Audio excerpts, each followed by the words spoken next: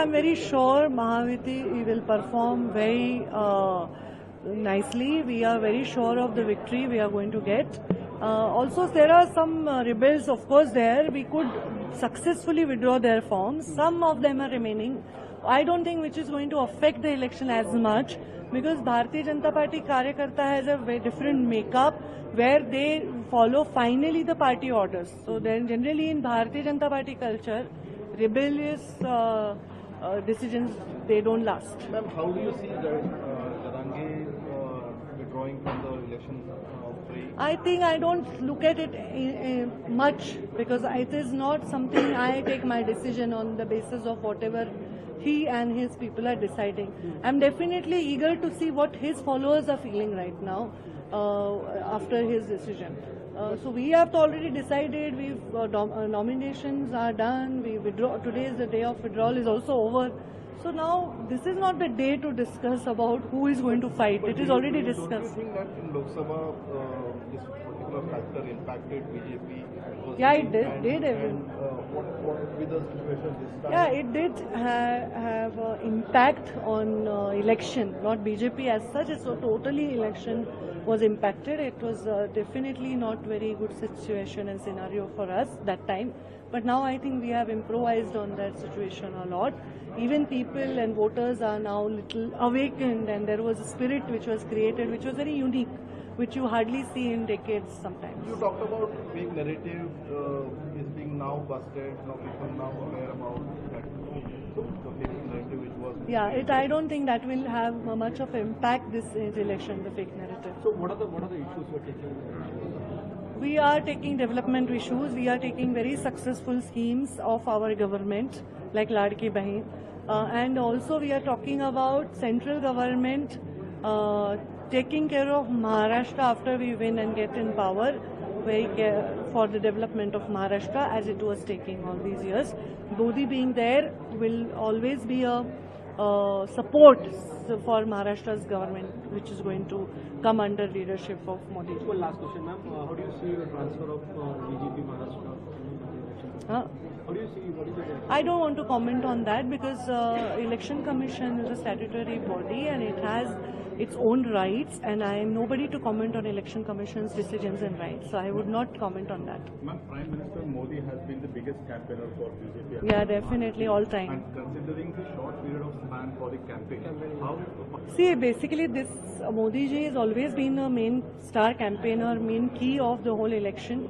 So of course he's so hard-working. It is miraculous to see him work that way, and he is going to give a lot of hard work and a lot of time here and a lot of hopes which he is going to fulfill in future. So I am sure he will make it.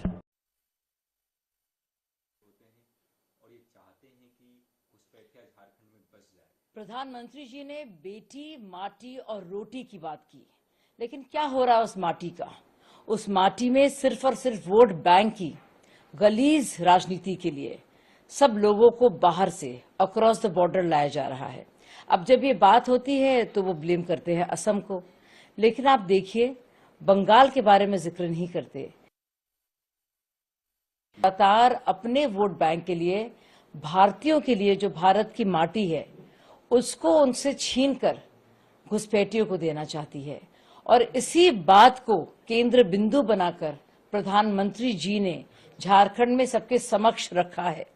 और झारखंड की जरूरत है, 50 साल होने को आ रहे हैं और विकास को की जरूरत है, एक भूख है वहां पे विकास की, और इसी के चलते प्रधानमंत्री जी की रैली को लोगों ने इस तरह से गर्मजोशी से लिया, क्योंकि सब चाहते हैं कि एक बेहतर विकल्प हो, अच्छा विकल्प हो, और मोदी की गारंटी ऐसी गारंटी है जिस पर यकीन किया जा सकता है। पहले ही कहा कि संजय निरुपम की जीत में लोगों की जीत है, क्योंकि जितनी मेहनत और लगन से वो अपने लोगों के लिए काम करते हैं ये मैंने देखा है, एक्सपीरियंस किया है। तो मैं चाहती हूँ कि ये शुभ कार्य जो आज से शुरू हुआ है वो 20 तारीख को सभी निकले अपने घर से और संजय जी की जीत में शामिल हो। सरकार की तरफ से जैसा कि आप सब जानते हैं छठ का त्योहार हमारे पूर्वांचली भाइयों और बहनों के लिए सबसे महत्वपूर्ण त्योहार होता है। छठी मैया के साथ पूर्वांचली भाइयों बहनों की और अब दिल्ली के सभी लोगों की आस्था जुड़ी है। जब से दिल्ली में 10 साल से अरविंद केजरीवाल जी की आम आदमी पार्टी की सरकार बनी है, तब से जो सम्मान छठ के त्योहार को दिया गया है शायद इससे पहले कभी नहीं दिया गया।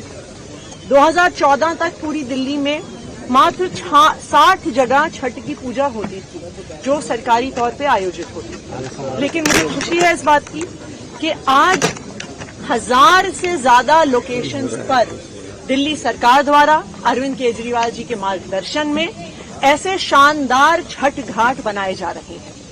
दिल्ली सरकार का पूरा तंत्र, चाहे जिला अधिकारी हो, चाहे इरिगेशन फ्लड कंट्रोल डिपार्टमेंट हो जो इन छठ घाट का निर्माण कर रहा है, चाहे दिल्ली जल बोर्ड हो जो जहां पे पानी का इंतजाम कर रहा है, पूरा इंतजाम दिल्ली सरकार द्वारा देखा जा रहा है। और आज मैं यहां पे आई हूं ITO पर, हाथी घाट पर, जो मुझे लगता है कि एक बहुत महत्वपूर्ण छठ घाटों में से एक है, जहां पे शायद लाखों लोग छठी मैया की पूजा के लिए आते हैं।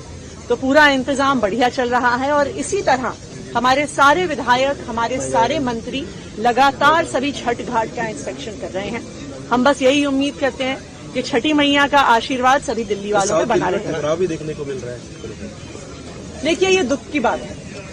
भारतीय जनता पार्टी पूर्वांचली विरोधी है, ये तो पूरा दुनिया जानती है। हम जानते हैं कि उनके एक पूर्व सांसद जी ने उन्हीं की पार्टी के पूर्वांचल विंग के अध्यक्ष को पीट के दौड़ा कर कुछ साल पहले मारा था और फिर भी भारतीय जनता पार्टी ने कोई कार्रवाई कभी नहीं की। आज भारतीय जनता पार्टी का पूर्वांचली विरोधी चेहरा फिर से एक बार सामने आ गया है कि जिस तरह से ग्रेटर कैलाश के उस लोकेशन पे 8 साल से छठ की पूजा हो रही है, लेकिन भारतीय जनता पार्टी के सांसद, भारतीय जनता पार्टी के नेता उस पूजा को रोक रहे हैं।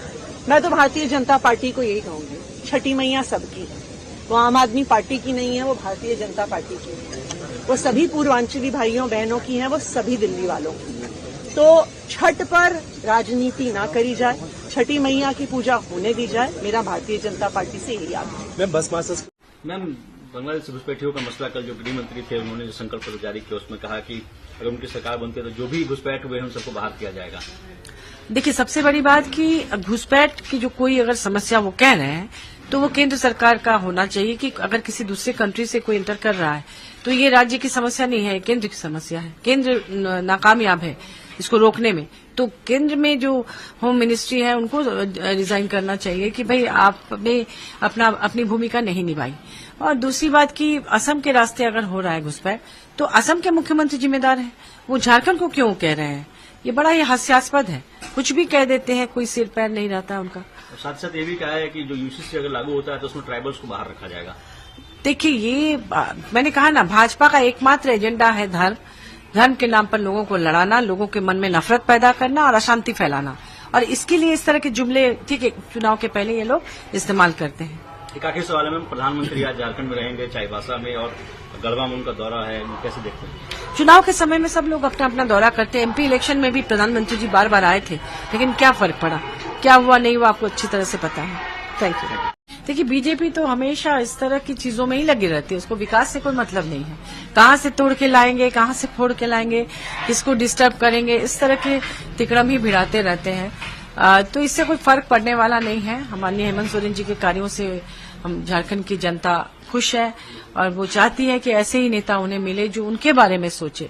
भाजपा के कार्यकाल में महिलाओं की तस्करी अपने चरम सीमा पर थी, इन्होंने उसे रोका, उन महिलाओं को यहाँ वापस लाकर उन्हें इज्जत के साथ रोजगार से जोड़ने का काम वो कर रहे हैं। मैया सम्मान योजना देकर उनको सपोर्ट दे रहे हैं ताकि वो अपने पैरों पर खड़ी हो जाए, उनको ट्रेनिंग दे रहे हैं कुटीर उद्योग से जोड़ने के लिए, इतना लोन सब्सिडी, और मैया सम्मान योजना अभी 1000 से बढ़ के 2500 होने जा रहा है। तो ये सब कुछ और भी, जैसे इलेक्ट्रिसिटी फ्री 200 यूनिट तक 1400 रुपए हर महीने बच रहे हैं, क्योंकि जनता को सुविधा चाहिए, उनके लिए सोचने वाला नेता चाहिए। भाजपा को यहाँ पर करीब 17-18 साल तो उन्होंने सरकार बनाया, 2000 साल से लेके 2024 के अंदर, उस समय उन्होंने कुछ नहीं किया। एक भी कार्य आप बताइए कि जो उन्होंने झारखंड के को आगे बढ़ाने के लिए किया। अब जब हमारी सरकार अच्छा काम कर रही है तो फिर उसके पीछे पड़ी है हाथ धोकर। के बारे में लगातार आप देख रहे होंगे कि इसकी आवश्यकता भी है और अभी उत्तराखंड में भी ये लागू हुआ है। और जिस तरह से जो घुसपैठिए की बात हम करते हैं तो निश्चित रूप से उसमें कहीं न कहीं ये आज देश की आवश्यकता भी है और आम लोग इसके पक्ष में है। लोग ये चाहते हैं कि यूसीसी लागू हो ताकि लोगों की रक्षा सुरक्षा हर तरह से लोगों को इसका लाभ मिल सके। और 23 सितंबर को आप देख रहे हैं कि जन सेवा समिति के लोगों ने जाकर प्रॉपर परमिशन ली है डीडीए के साथ और यहां पर उनको छठ के महापर्व को बहुत शानदार तरीके से मनाने की अनुमति दी गई है। माननीय मंत्री सौरभ भारद्वाज जी ने, उनकी नीयत तो इसी से दिख जाती है कि डीडीए के पास जाकर उन्होंने परमिशन तक के लिए फाइल नहीं करा। मैं माननीय मंत्री से पूछना चाहती हूं कि आज वो सनातन विरोधी, पूर्वांचली विरोधी, हिंदू विरोधी रवैया क्यों रख रहे हैं? आज वो अवरोध क्यों डाल रहे हैं? आप देख रहे हैं कि यहाँ पर घाट की खुदाई हो रही थी, आकर सिटिंग मिनिस्टर सौरभ भारद्वाज जी ने जेसीबी में से चाबी निकाल ली, समिति के सदस्यों के साथ बदतमीजी करी। अपनी राजनीतिक महत्वाकांक्षाओं के लिए सौरभ भारद्वाज जी आज माताओं और बहनों की आस्था के साथ खिलवाड़ कर रहे हैं। मैं याद कराना चाहूंगी उन्हें, भारद्वाजों का खून मेरी रगों में भी दौड़ता है। ये चिराग गांव ये मेरा भी गांव है। गांव के सदस्य के एक एक व्यक्ति के सुख दुख में मैं साथ खड़ी हूं। और हाँ, पूर्वांचली समुदाय के साथ भाजपा का एक एक कर्मठ कार्यकर्ता प्रतिबद्धता के साथ खड़ा है। चिराग गांव में बहुत ही धूमधाम से, बहुत भव्य पैमाने पे आप देखेंगे कि यहाँ पर छठ पर्व की पूजन होगी और उसका बहुत बड़ा समारोह होगा। दोनों तरफ से दिन भर नारेबाजी चल रही है, तो इसका निष्कर्ष क्या निकलेगा? इसका निष्कर्ष ये चल रहा है कि अपनी राजनीतिक महत्वाकांक्षाओं के लिए सौरभ भारद्वाज जी धार्मिक आस्थाओं का राजनीतिकरण कर रहे हैं और ये उनको शोभा नहीं देता। पर्व सबके होते हैं, लेकिन वो माननीय मंत्री भूल रहे हैं कि वो मंत्री जरूर हैं, विधायक हैं, सत्ता के मोह में इतने मदमस्त है कि वो भूल गए कि वो कानून से ऊपर नहीं है। जिस समिति के पास प्रॉपर परमिशन है, समारोह तो वही करेगा ना। उनकी नीयत तो इससे साफ हो जाती है कि उन्होंने इसके लिए, इस पर्व के मनाने के लिए परमिशन तक नहीं फाइल करी। What their main issues were, I understood from them what their problems are, and I really think that with the right kind of push for agriculture here, especially for food processing and marketing, a lot can be done here.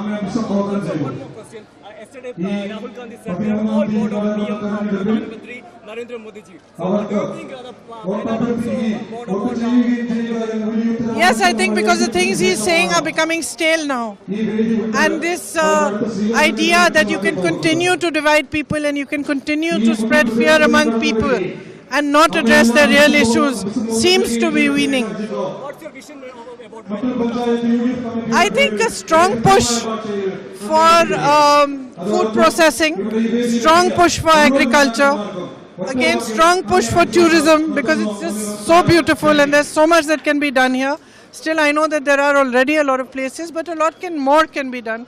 I think these two areas are the two areas that we can really push and do well with. happy in campaigning? I do. I feel very happy. I feel very happy. What do you want to convey to the Vital people? They've just been so kind to me. They're giving me so much love and affection. And I really feel it in my heart, and I feel that I will not let them down. I just want to say thank you.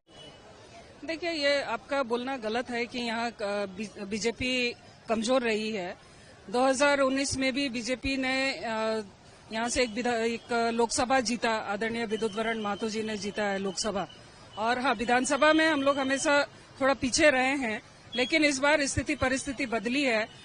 जिस तरह से झारखंड मुक्ति मोर्चा और कांग्रेस की गठबंधन की सरकार ने पूरे झारखंड के युवाओं को ठगा है, उसी तरह कोल्हान के लोगों को भी, यहाँ के जो आदिवासी मूलवासी हैं, उनको जिस तरह से ठगा है, इस बार जनता मन बना चुकी है कि इस बार बदलाव लाना है और कोल्हान में कमल खिलाना है। बिल्कुल चेंज होगा। आज का जो हुजूम था, जो भीड़ था, क्योंकि हम लोग ग्रामीण क्षेत्रों से आते हैं, हम लोगों ने कई ऐसे गांव हैं जहां गाड़ी भी नहीं जा सकती, वहां से भी लोग आना चाह रहे थे, फोन करे कि नहीं हमें भी मोदी जी को देखना है, सुनना है। करमपदा जैसे इलाके से, कुमटी जैसे इलाके से लोग इतना उत्साहित थे कि वो लोग चल करके आए और आज का भाषण को उन्होंने सुना। तो आज जिस तरह से आदरणीय मोदी जी ने जो झारखंड की जो खासकर यहाँ कोल्हान की जो मूल भावनाएं हैं, जो यहाँ का जो बर्निंग इश्यूज है, उनको जिस तरह से उठाया है, चाहे वो भाषा को लेकर के हो या फिर आदिवासियों के उत्थान के लिए हो, यहाँ की बहन बेटियों के लिए हो, यहाँ के रोजगार के लिए हो, जिस तरह से सभी विषयों को उन्होंने रखा है जो यहाँ कोल्हान को इफेक्ट करता है, तो निश्चित रूप से बदलाव होगा और यहाँ के लोग ने भी मन बनाया हुआ है। पहले जब यूसीसी की बात होती थी तो आदिवासी समाज के लोग उसको लेकर एक झिझक में रहते थे, क्योंकि उनको डर था कि उनका जो अपना कोड ऑफ कंडक्ट है या अपने जो उनका संस्कार है उस पर असर पड़ेगा। लेकिन कल जब गृह मंत्री ने कह दिया कि आदिवासी समाज को बाहर रखा जाएगा, उसके बाद से आप इसमें क्या कहना चाहेंगे, क्या बदलता हुआ दिख रहा है? हाँ बिल्कुल, जो आदिवासियों के बीच में विरोधियों ने जिस तरह झारखंड मुक्ति मोर्चा और कांग्रेस ने गलत अवधारणा कर दिया कि भारतीय जनता पार्टी दीकू पार्टी है, वो यहाँ के आदिवासियों के हित नहीं सोचती, यहाँ के आदिवासियों के लिए नहीं सोचती। लेकिन कल जिस तरह से घोषणा पत्र में आदिवासियों को यूसीसी से अलग रखने की बात कही है, तो इससे एक विश्वास आदिवासियों के मन में जगा है। और आदिवासी भी जिस तरह से 2000 में कोल्हान में पूरे सभी विधानसभाओं पर भारतीय जनता पार्टी के विधायक थे, तो इस बार भी लोगों ने मन बनाया हुआ है। और आज तो मोदी जी ने आकर के जो बातें कही हैं, निश्चित रूप से और ज्यादा विश्वास, गहरा विश्वास लोगों का आ गया है भारतीय जनता पार्टी पर। मैं आज आप सबका आशीर्वाद मांगने आया हूं। आज झारखंड में हर तरफ एक ही गुंज है, रोटी बेटी माटी की पुकार। झारखंड में भाजपा एनडीए सरकार। मैं फिर से बुलाता हूं, बोलेंगे सब, बोलेंगे रोटी बेटी माटी की पुकार। रोटी बेटी माटी की पुकार। रोटी बेटी माटी की पुकार। इस समय छठ के महापर्व का उत्साह भी चारों तरफ दिख रहा है। मैं छठी मैया की उपासना करने वाले सभी व्रतियों को भी अपनी शुभकामनाएं देता हूं।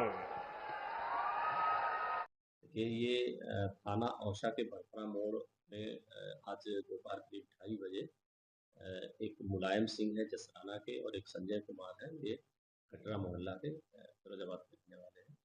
इनको एक बस ने टक्कर मार दी, जिसमें इनकी दोनों की मृत्यु हो गई, जिसमें गांव के कुछ लोगों ने आकर के रोड जाम करने की कोशिश की थी। उनको समझा बुझा करके पार्टी का पंचायतनामा कराया गया, बस को लेके जा गया है और एक प्राइवेट बस के विरुद्ध अभियोग पंजीकृत कराया गया है, जिसमें विधिक तो प्रचार तंत्र उनका है, दूसरे के लिए प्रचारक रहे हैं, अपना भी प्रचार दिखला रहे हैं, लेकिन यहाँ की जनता प्रचार में विश्वास नहीं करती। लेकिन वो लोग कह रहे हैं एक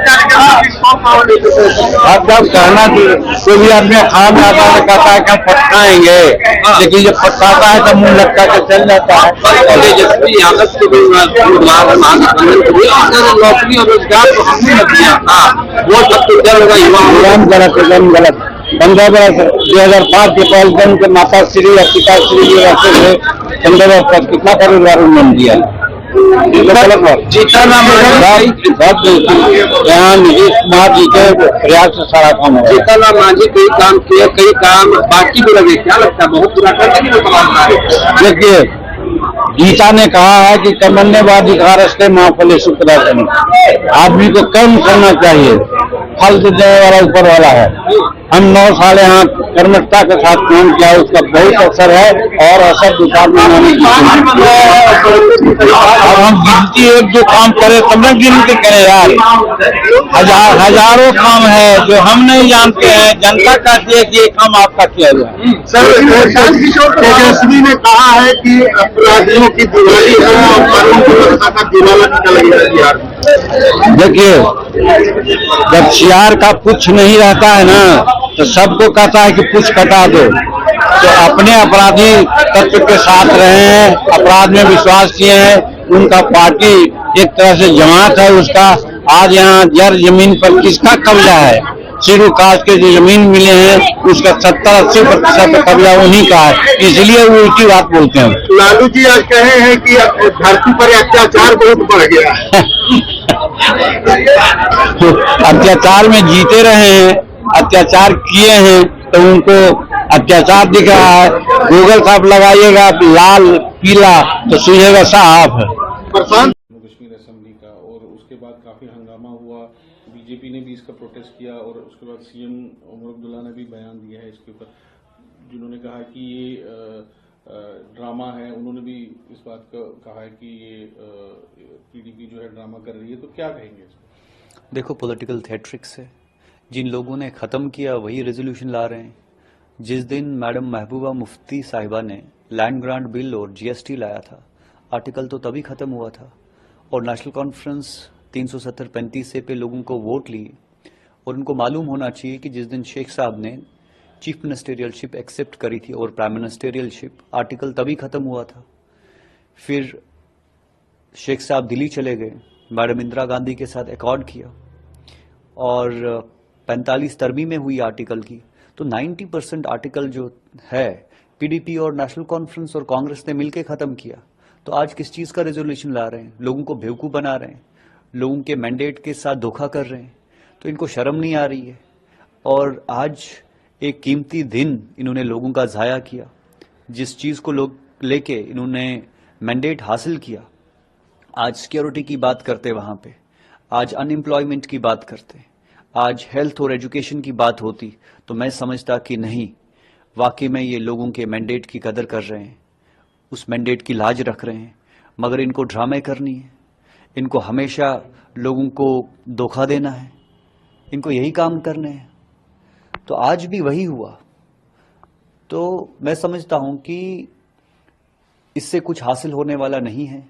ये सुप्रीम कोर्ट ऑफ इंडिया का कॉन्टेम्प्ट कर रहे हैं, ये पार्लियामेंट ऑफ इंडिया की तौहीन कर रहे हैं और इससे कुछ अब नया करें, ये कंस्ट्रक्टिव करें, तो हम लोग भी इनको सपोर्ट देंगे और उसी से यहाँ जम्मू कश्मीर के लोगों का जो मुस्तकबिल है, जो यहाँ जम्मू कश्मीर के लोग चाहते हैं, एटलीस्ट उनकी उम्मीदों पे खरा उतरे। तो अगर वो मुद्दे ये असेंबली में उठाएं तो मुझे लगता है जायज़ है। बट ये ऐसे नाजायज़ इश्यूज असेंबली में उठाना और लोगों को धोखा देना, उनके मैंडेट के साथ खिलवाड़ करना, ये सरासर गलत बात है। ऐसी चीज़ें इनको नहीं करनी चाहिए, ना इनको शोभा देता है। और ये मान के चले आप सिर्फ मीडिया में एक लाइमलाइट लेने का एक समझिए टैक्टिक्स था, जिसको मैं समझ पहले ही कहा कि ये पॉलिटिकल थिएटर है और ये थिएट्रिक्स इनको बंद करना चाहिए। और कौन सा रेजोल्यूशन लाए, मैं इनको चैलेंज कर रहा हूं, जरा ये 370-35 से वापस लाएं और लोगों को गुमराह ना करें।